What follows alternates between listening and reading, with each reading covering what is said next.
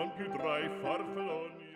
everybody, it is Naya. Welcome back to Naya Reads and Smiles. Today I have another review for you guys, and it is the first book that I read in 2015. This is an old book. Warning, you probably have already read it, and I was considering not doing a review on this, but one of my resolutions is to do a review on every book, and also I have very strong feelings for this book, and I gotta get the feels out there, and I gotta let you guys know, because this book, okay.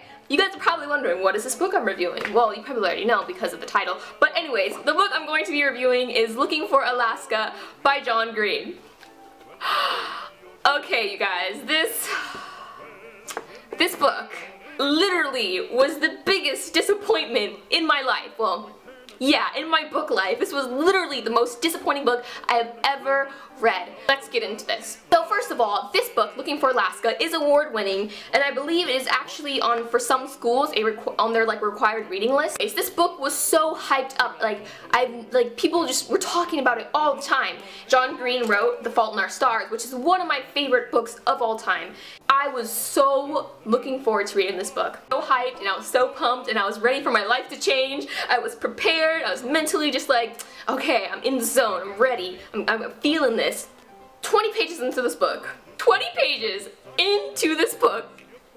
And I realize this book isn't about the state Alaska. It is about a person named Alaska. Oh my gosh. How did I miss that? How did I... So that was the first thing. Cover is deceiving. Like, does this not make you think of the state Alaska? I don't know. It just made me think of the cold. And when I think of the cold, I think of Alaska. So frustrating. Now I should probably tell you what the book is about, since I've got my feelings out, most of them, about this book. This book is about a person, or a boy, named Miles, also known as Pudge by his friends, and basically he lives a very boring, mundane life. His parents ship him off to a boarding school called Culver Creek. This school is literally the most, I don't know, like, people play pranks on one another, people drink, they smoke, they go against the rules, you know, but there's one rule, which is you can never rat on someone, even though they all do bad things. No one ever rats on anyone, and so it's kind of just this weird, bad school, right? Miles, he meets a group of friends, and of course he meets a girl named Alaska Young, and like I said, that was the point where I realized this book is about a person named Alaska, and not about the state Alaska. Okay, so anyways, he meets this girl named Alaska. She is bipolar. Well, based on like her mood swings in this book, she's bipolar. She's got a troubled past. She's super mysterious. She says things that just makes you like, that face, like what? Like why? Like why? And that's just kind of her character. And so of course Miles gets a crush on her, but she has a boyfriend, and all this stuff happens with them and their group of... Basically, this book is split into two parts, before and after.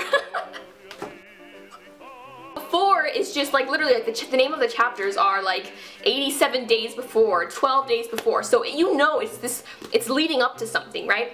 I'm reading this book and I'm like, what is this event? Like, what's happening? 50 pages into this book, I know what's gonna happen. And that is what bugged me the most, is because this book is so predictable, like you know what's gonna happen. So when we finally get to that moment, the day of, like I said, because the chapters are written like 12 days before, 10 days before, 5 days before. Once we get to that day of where this event happens, it's anticlimactic. Basically, like, you know what's gonna happen. The climax of the book is predictable. It just, the event that happens, you knew was gonna happen, and then it's like, I don't... But anyways, I continued reading it, and so the second half of the book to the second part of the book, when they're basically trying to, Miles and his friends are trying to piece together why this incident happened. More than the first part of the book, the second part of the book was just such a waste of time because, and like I said, it's predictable. I knew what was going to happen, and I knew why it happened from like page 50, and so the rest of the book was just me reading it so that I could just finish and get over with the book, so I could tell you guys this review.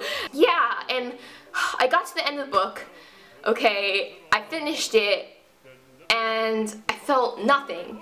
Okay, so I just read a story, and I didn't get anything from it, and I get it. This book is supposed to have like a deeper meaning, and I understood that deeper meaning, and it is kind of sad, but the other thing is, the book is so short. I think it's only like 221 pages or something. The book is so short that it's not enough time for you to become attached to the characters. Like, I honestly didn't care about the characters at all. Don't care about the characters, it's like you don't care if something happens to them, and so it's just like, like, if for those of you who have read the book, do you understand what I mean? I feel like I'm taking a completely opposite side based off popular opinion of this book, because I know a lot of people love it and praise it. This book was actually written back in 2006, so The Fault in Our Stars came after. So I guess you could say The Fault in Our Stars was a huge step up from this book. It was such a disappointment.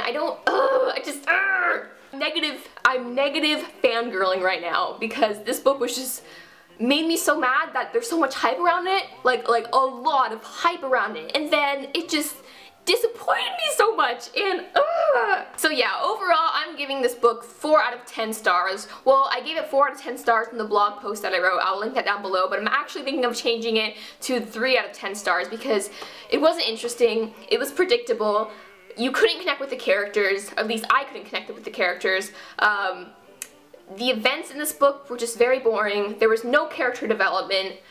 I get that there was a deeper meaning, but I didn't care about the deeper meaning because I didn't care about the characters. So, it was bad. I am sorry, but it was a bad book. Sorry, John Green, if you're watching this.